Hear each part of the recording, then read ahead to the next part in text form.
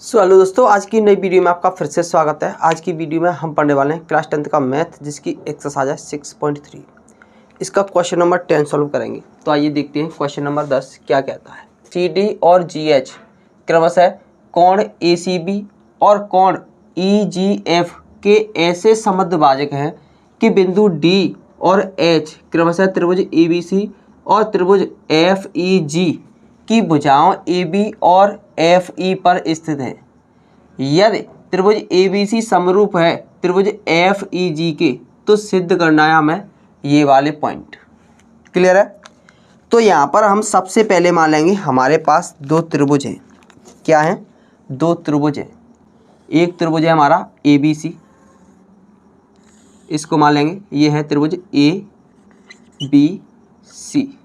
और एक दूसरा त्रिभुज है हमारे पास, दूसरा त्रिभुज ये है। इस त्रिभुज को मान लेंगे हम FEG। क्या मान लेंगे? FEG। अब क्वेश्चन को आगे पढ़ेंगे। यहाँ पर CD और GH क्रमशः कोण ACB के समद्विभाजक हैं, यानी कि इसके समद्विभाजक हैं। तो इसका मतलब ये है कि ये समद्विभाजक इस प्रकार का होगा, जो भुजा AB पर D स्थित है। इसी प्रकार EGF यानी कि G का समद्विभाजक इस प्रकार होगा, जहाँ पर क्या है ये H यानी कि GH, और ये क्या है CD और GH, CD और GH। इस प्रकार है कि कोण ACB और कोण EGF ऐसे समद्विभाजक हैं कि बिंदु D और H त्रिभुज ABC और त्रिभुज FEG की भुजाओं AB और FE पर स्थित है। यहाँ पर बिंदु D AB पर और यहाँ पर बिंदु H FE पर स्थित है। यदि त्रिभुज ABC समरूप है त्रिभुज FEG के, यदि त्रिभुज ABC ये वाला त्रिभुज इस त्रिभुज के समरूप है, तब हमें ये वाले पॉइंट सिद्ध करने हैं। क्लियर है? तो सबसे पहले हम लिखेंगे जो हमें दिया गया है।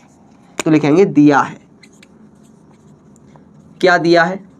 कि CD और GH क्रमशः कोण ACB और EGF के समद्विभाजक है। तो इसको लिखेंगे सबसे पहले। तो CD और GH क्रमशः कोण ACB और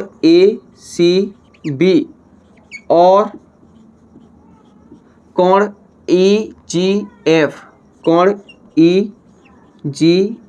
के समद्विभाजक है,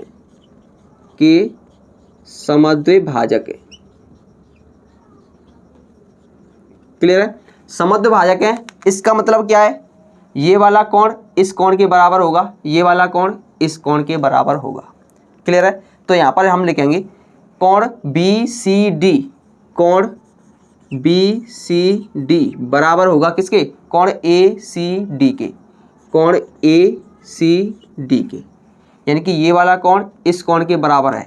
तो यहाँ पर ये बराबर है, तो इसको मान लेंगे ये भी कोण X है और ये भी कोण X है। तो इसको हम मान लेंगे X के बराबर, यहाँ पर लिख देंगे माना है। क्लियर है? इसी प्रकार कोण EGH बराबर होगा कोण FGH के, ये भी दोनों बराबर हैं। इसको मान लेंगे हम y के बराबर, यानी कि ये वाला कोण भी y अंश का है, ये वाला भी कोण भी y अंश का है। तो ये भी हमने माना है, तो यहाँ पर लिख देंगे हम माना है। एक तो ये बात हमें पहले से ही दी गई है, और एक दूसरी बात ये बात दी गई है, यानी कि ये वाला त्रिभुज इस त्रिभुज के समरूप है। तो इसको लिख देंगे नंबर फर्स्ट और इसको लिखेंगे नंबर सेकंड। इसका मतलब ये है त्रिभुज ABC समरूप है त्रिभुज FEG के। तो लिखेंगे त्रिभुज ABC समरूप है त्रिभुज FEG के। क्लियर है? अब चूंकि त्रिभुज ABC समरूप है त्रिभुज FEG के, तो हमें पहले से ही पता है दो त्रिभुज अगर समरूप होते हैं तो उनकी संगत भुजाओं का अनुपात बराबर होता है, तथा उनके संगत कोण बराबर होते हैं। तो यहाँ पर हमें अभी भुजाओं से मतलब नहीं है, केवल और केवल संगत कोण से मतलब है। क्योंकि त्रिभुज ABC त्रिभुज FEG के समरूप है, तो कोण A बराबर होगा कोण F के, क्योंकि इसका संगत ये है। तो लिखेंगे कोण A बराबर होगा कोण F के, और कोण B बराबर होगा कोण E के, कोण B बराबर होगा कोण E के, और कोण C बराबर होगा कोण G के, कोण C बराबर होगा कोण G के। क्लियर है? अब हमें कोण C और कोण G से मतलब नहीं है, हम कोण C की जगह पर लिख सकते हैं x प्लस x, कितना हो जाएगा 2x। तो यहाँ पर हम 2x लिख सकते हैं, बराबर यहाँ पर हम लिख सकते हैं y प्लस y, कितना लिख सकते हैं इस पूरे को 2y। अगर हम यहाँ पर 2 से 2 को कैंसिल कर दें तो x बराबर हो जाएगा y के। क्लियर है?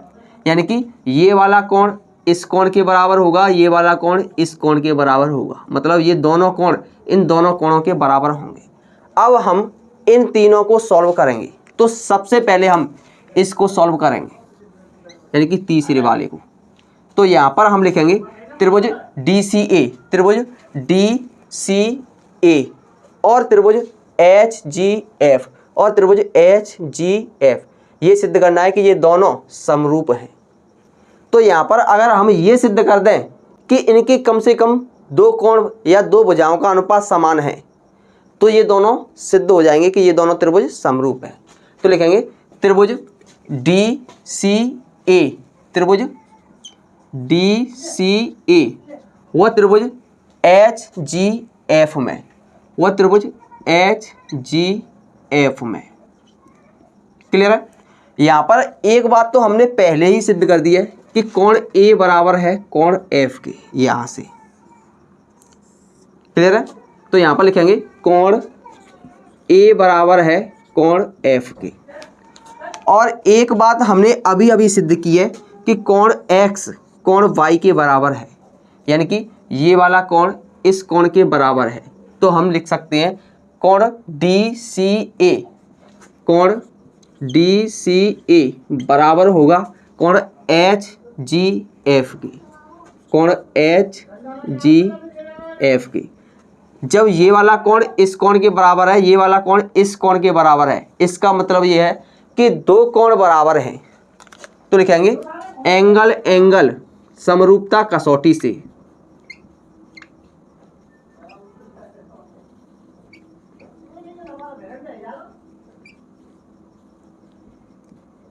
एंगल एंगल समरूपता कसौटी से ये दोनों त्रिभुज कैसे होंगे? समरूप होंगे। तो लिखेंगे त्रिभुज DCA समरूप होगा त्रिभुज HGF के। अब हम देखेंगे पहले वाले को। पहले वाले क्यों देखेंगे? क्योंकि ये इसी से संबंधित है। यहाँ पर देखेंगे CD यानी कि ये वाली भुजा बटे GH यानी कि ये वाली भुजा, AC मतलब ये वाली भुजा, और FG मतलब ये वाली भुजा, यानी कि ये भी इसी त्रिभुज की बात कर रहा है। तो यहाँ पर ये सिद्ध करना है हमें। तो दूसरा लिखेंगे हम, दूसरा पॉइंट। क्लियर है? दूसरे पॉइंट में क्या लिखेंगे? चूंकि हम जानते हैं, ये हमने पहले ही सिद्ध कर दिया है, क्योंकि हम जानते हैं त्रिभुज DCA समरूप होगा त्रिभुज HGF के। अब चूंकि ये वाला त्रिभुज इस त्रिभुज के समरूप होगा, तो इनकी संगत भुजाओं का अनुपात भी कैसा होना चाहिए? समान होना चाहिए। इसका मतलब ये है इसकी संगत भुजा ये है, और इसकी संगत भुजा ये है, और इसकी संगत भुजा ये है। इसका मतलब ये है कि CD अपॉन कितना होगा? GH। तो लिखेंगे CD अपॉन GH, और इसकी संगत भुजा ये है, तो लिखेंगे AC अपॉन FG बराबर होगा AC अपॉन FG। यही हमें इसमें सिद्ध करना है पहले वाले में, यानी कि हमारा पहला वाला भी सॉल्व हो गया। ये कौन सा है? तीसरा वाला। अब करेंगे हम दूसरे वाली को सॉल्व। दूसरा वाला क्या कह रहा है? दूसरा वाला कह रहा है DCB समरूप है त्रिभुज HGE, समरूप है त्रिभुज HGE, यानी कि ये वाला त्रिभुज इस त्रिभुज के समरूप है। इसमें ये सिद्ध करना है। तो इसमें भी अगर हम कम से कम 2 कोण बराबर सिद्ध कर दें तो ये वाला त्रिभुज भी समरूप सिद्ध हो जाएगा। तो यहाँ पर हम लिखेंगे त्रिभुज DCB, त्रिभुज DCB व त्रिभुज HGE में, HGE में। एक बात तो हमने पहले ही सिद्ध कर दी है कि कोण B बराबर है कोण E के। यहाँ पर कोण B बराबर है कोण E के, तो लिखेंगे कोण B बराबर है कोण E के। ये हमें पहले से ही दिया है, क्लियर है। और एक बात हमने और सिद्ध की थी, कोण X बराबर है कोण Y के, यानी कि कोण BCD बराबर है कोण EGH की। तो लिखेंगे कोण BCD बराबर है कोण EGH की, EGH की। तो हमने यहाँ पर सिद्ध कर दिया है ये वाला कोण इस कोण के बराबर है, ये वाला कोण इस कोण के बराबर है। तब एंगल समरूपता कसौटी से, यानी कि AA समरूपता कसौटी से ये दोनों त्रिभुज कैसे होंगे, समरूप होंगे। तो लिखेंगे त्रिभुज DCB समरूप होगा त्रिभुज HGE, और यही हमें सिद्ध करने थे। तो हम लिख सकते हैं प्रूव्ड, क्लियर है।